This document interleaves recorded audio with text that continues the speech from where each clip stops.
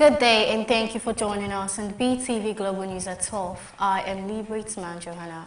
Now the news in details. A United States immigration agent shot and wounded a man and a woman in Portland, Oregon. Authorities said on Wednesday, prompting police to seal off the area as tensions remain high following a separate immigration-related shooting a day earlier. The report. According to law enforcement officials, the incident occurred during an encounter involving a federal immigration agent. Both victims sustained gunshot wounds and were taken to nearby hospitals for medical treatment. Their conditions were not immediately disclosed. Portland police condoned off the scene for several hours while investigators worked to determine the circumstances surrounding the shooting. Officers were seen restricting access to surrounding streets as emergency responders attended to the injured individuals. Authorities said there was no immediate threat to the wider public, but the incident sparked concerns among residents, coming just one day after public outrage erupted over the fatal shooting of a woman by immigration and customs enforcement officers in Minnesota. In response to the Portland shooting, local officials urged residents to remain calm, emphasizing the need for patience as investigations proceed. City leaders acknowledged heightened emotions and anxiety within the community, particularly amid growing scrutiny of federal immigration enforcement operations. Federal authorities have not yet released details about the agents involved or clarified what led to the use of force. An investigation involving both local and federal agencies is underway. The incident adds to ongoing national debates over immigration enforcement practices and the use of force by federal agents, as communities across the United States continue to react to recent high-profile cases involving ICE operations. Zainab Mohammed reporting for BTV News.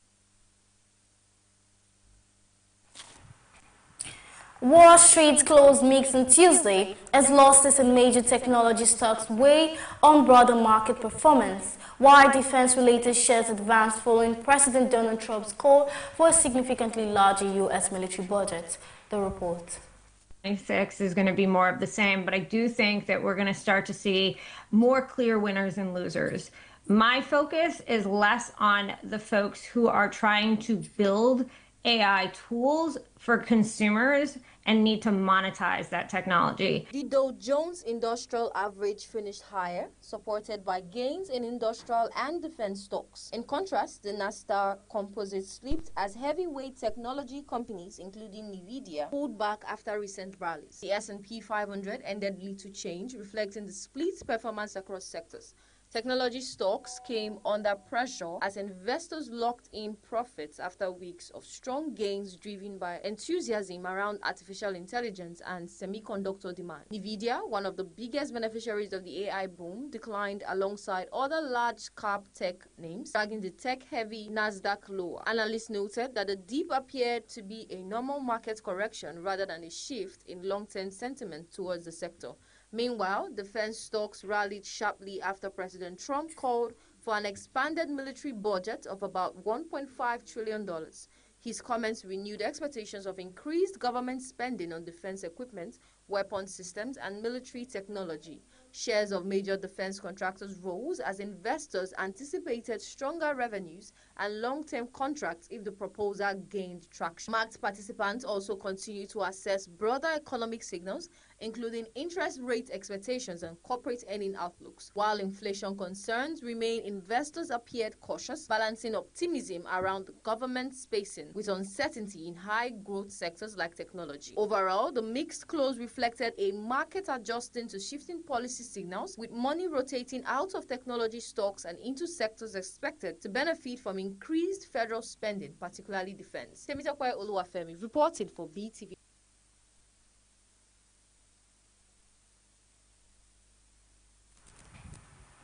Emergency response team in Albania have deployed boats to rescue residents after days of heavy rainfall caused the Vosava River to overflow its bank, inundating hundreds of homes and farmlands across several low-lying communities. The report. Flooding triggered by persistent downpours submerged residential areas, forcing families to abandon their homes as water level rose rapidly. In some locations, floodwaters reached waist height, trapping residents indoors and cutting off road access. Albanian emergency services, supported by local authorities, moved swiftly to evacuate stranded residents using inflatable boats to reach neighborhoods that had become inaccessible. Elderly residents, children, and people with mobility challenges were given priority during the rescue operations. No fatalities have been officially reported, though several people were treated for minor injuries and exposure. Local officials said the flood caused significant damages to home, agricultural land, and infrastructure, with electricity supplies disrupted in some affected areas as a precautionary measure. Emergency shelters were opened to accommodate displaced families, while relief agencies began distributing food, drinking water, blankets, and other essential supplies. Authorities have warned that further rainfall would worsen the situation, urging residents in flood-prone areas along the Josa River to remain alert and comply with evacuation orders. Engineers are monitoring river levels and embankments as part of ongoing efforts to reduce further damage. The Josa River, one of Europe's last free-flowing rivers, is known to swell rapidly during periods of intense rainfall, posing recurrent flood risk to nearby communities. Government officials said assessment would be carried out once water recedes to determine the full extent of the damage and plan long-term mitigation measures. Emergency operations remain ongoing as crew continue search and rescue efforts and work to stabilize affected areas. Evelyn Isibli reported for Beetv. The U.S. Senate on Thursday voted to advance a resolution aimed at restricting President Donald Trump from taking further military actions against Venezuela without explicit congressional authorization, a rare bipartisan rebuke of the White House as concerns grow over recent U.S. military operations and the broader scope of American involvement in the troubled South American nation. The report. The yeas are 52, the nays are 47. The motion is agreed to. The U.S. Senate voted 52 to 47 to advance a resolution Thursday that would bar President Donald Trump from taking further military action against Venezuela without congressional authorization. 5 Republicans joined with all the Democrats in the chamber to back the measure. Trump wrote in a social media post that those 5 should never be elected to office again. Here's how Virginia Democrat Tim Kaine saw it. No one has ever regretted a vote that just says, Mr. President, before you send our sons and daughters to war, come to Congress. That is a vote that no one has ever regretted and no one will ever regret. The vote took place days after U.S. forces captured Venezuelan President Nicolas Maduro in a dramatic military raid in Caracas on Saturday, and marked a shift in the 100-member chamber. Trump's Republicans had blocked 2 previous attempts to advance similar resolutions in the Senate last year, as the administration ramped up military pressure on Venezuela with attacks on boats in the southern Caribbean and eastern Pacific. After Maduro's capture, some lawmakers accused the administration of misleading Congress, including Democrats publicly and some Republicans behind the scenes. But the majority of Republicans are standing with Trump, saying Maduro's seizure was a law enforcement operation, not a military action. The senators, including Idaho Republican Jim Risch, also say that Trump is within his rights as commander-in-chief to launch limited military actions he feels are necessary for national security. The effect of this is to slap the President of the United States in the face. That is the only effect that this vote can have. It can have no practical effect because it's trying to stop something that isn't going on. The measure faces steep hurdles before going into effect. It must also pass the Republican-led House of Representatives and override an expected Trump veto, which would require 2/3 majorities in both chambers.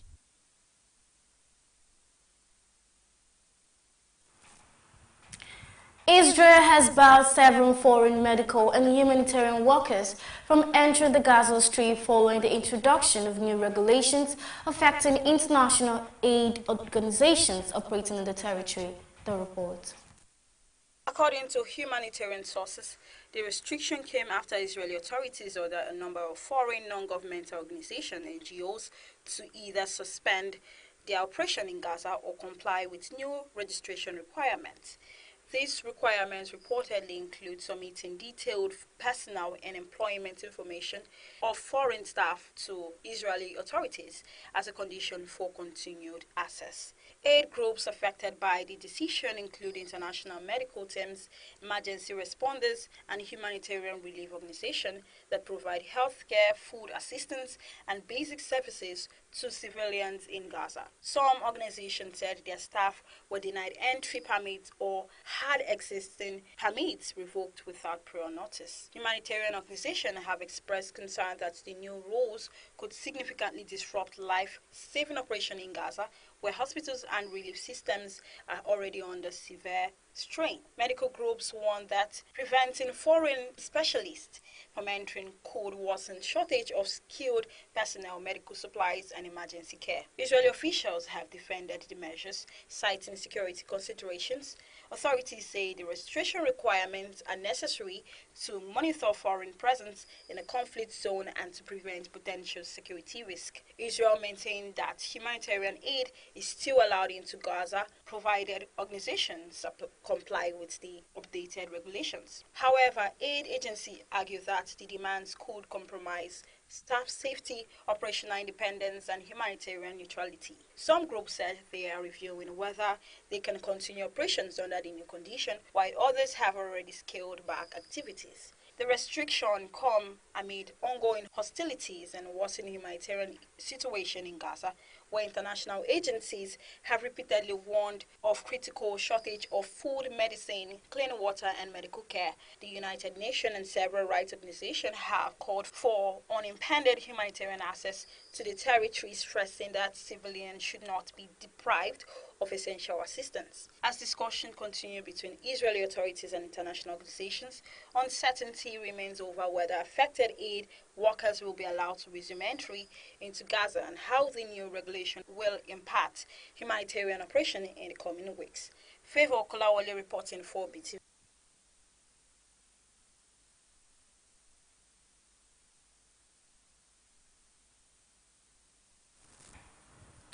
Myanmar police remained tense on Tuesday, a day after U.S. immigration agents fatally shot a 37-year-old woman during an enforcement operation, an incident that has drawn sharp condemnation from local officials and triggered protests across Minnesota and other parts of the country. The report. The woman, identified by community members as a mother of three, was shot during an encounter involving federal immigration authorities. She was later pronounced dead. Details surrounding the circumstances of the shooting remain limited, but authorities confirmed that the agent involved has been placed on administrative leave pending the outcome of multiple investigations. Federal officials said the incident is under review by internal outside bodies. Local law enforcement agencies are also cooperating to establish a clear timeline of events and determine whether the use of force was justified. An autopsy is expected to provide further information. Minneapolis mayor and city council members condemned the killing, calling it deeply disturbing and demanding transparency and accountability from federal authorities.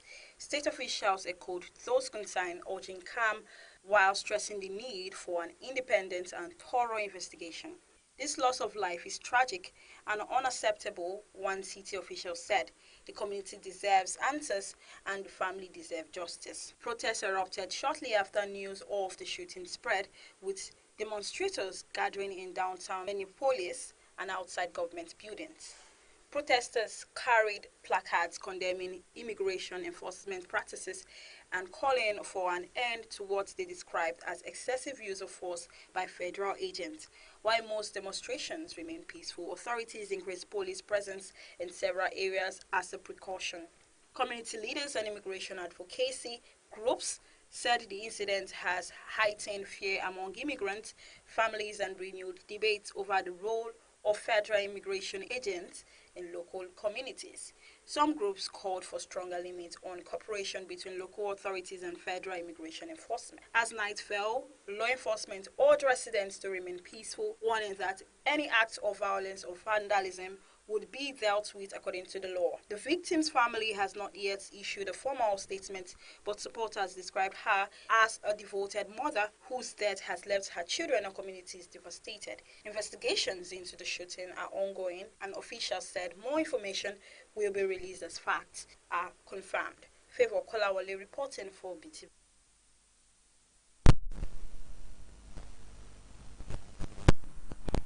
You're still watching BTV Global News. While we go on a short break, to stay with us.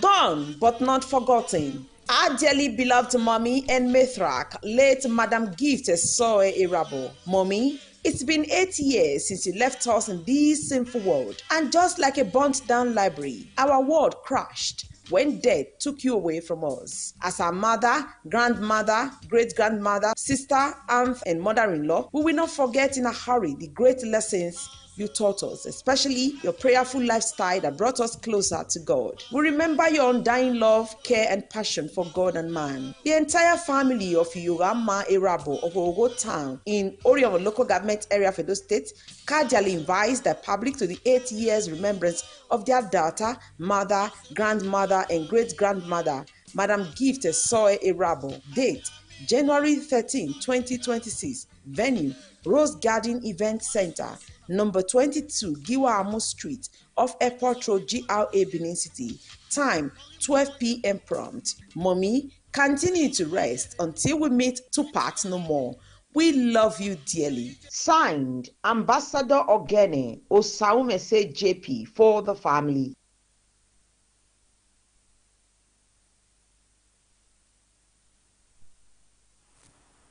Welcome back, and now to business news. The fuel supply arrangements between the Dangote Petroleum Refinery and 13 major petroleum marketers, under which the parties agreed to offtake 600 million litres of petrol monthly, has collapsed over pricing disagreements. The report. It was also gathered that the disagreement sparked the surge in petrol importation witnessed in the month of November 2025, with total import rising to 1.563 billion litres, according to the Nigerian Midstream and Downstream Petroleum Regulatory Authority. The authority disclosed the import figure in its November 2025 fact sheet titled State of the Midstream and Downstream Sector, which showed a sharp spike in imported volumes during the period the pricing dispute intensified. Recall that the deal, reached in October 2025, was structured as a pilot agreement under which 20 depot owners were to offtake about 600 million litres of petrol monthly, with each marketer lifting roughly 30 million litres from the Dangote refinery. Cavista Holdings have reaffirmed its commitment to long-term investment, sustainable value creation, and community development across Nigeria and Africa as the company enters 2026. In a New Year message, Chairman of Cavista Holdings, Niyi Olajide, stated that the group would sustain disciplined execution, operational excellence, and long-term strategic growth through its portfolio companies, Cavista Technologies, Agbeyewa Farms, Glossense Hospitality, and Payzik. According to a statement, Olajide explained that Cavista Holdings would deepen investment in businesses, people, and communities while expanding its footprint to additional states in Nigeria and across Africa. Licensed cryptocurrency exchange Busha has announced its evolution from a crypto trading platform into a full-service digital money app with a brand refresh. According to a statement from the crypto exchange, the brand refresh includes a new logo, a redesigned mobile phone, and a launch of a new financial product that combine crypto and traditional money management. Busha was one of the 2 digital assets exchanges that the Security and Exchange Commission granted license 2024. Commenced operations under its Accelerated Regulatory Incubation Program. The SEC introduced the ARIP to onboard firms that had begun operation before the release of the rule on virtual asset service providers in May 2022. Favor Kolawole reporting for BTV News.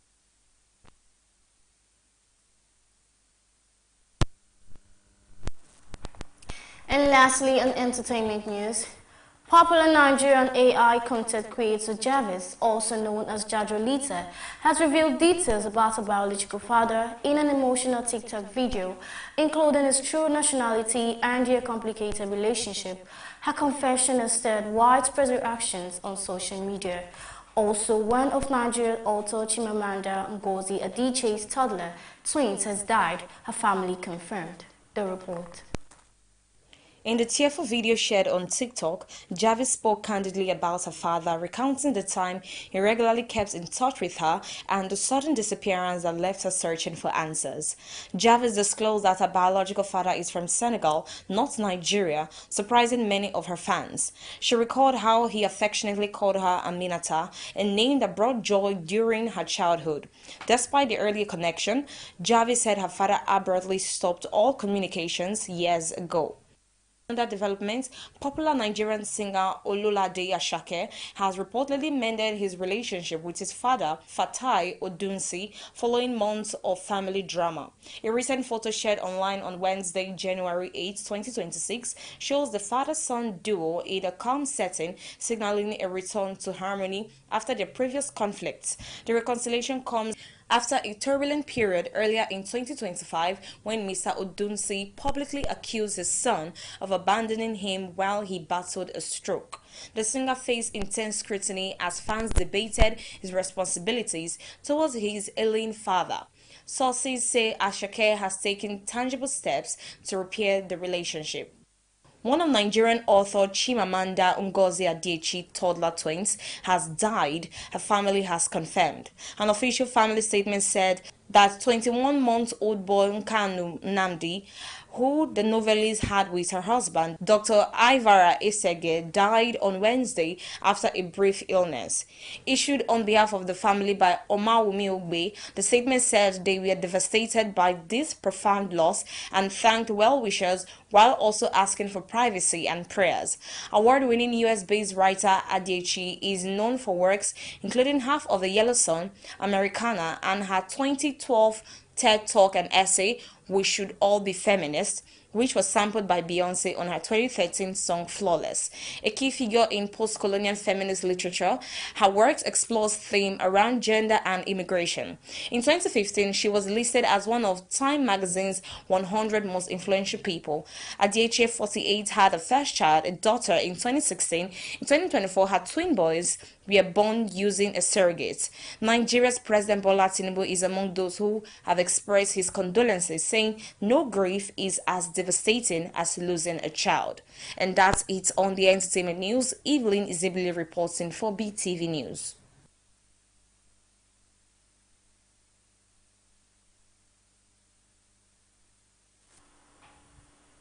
And that's it in our Global News Update. Thank you for joining us. I am Lee Waitsman Johanna.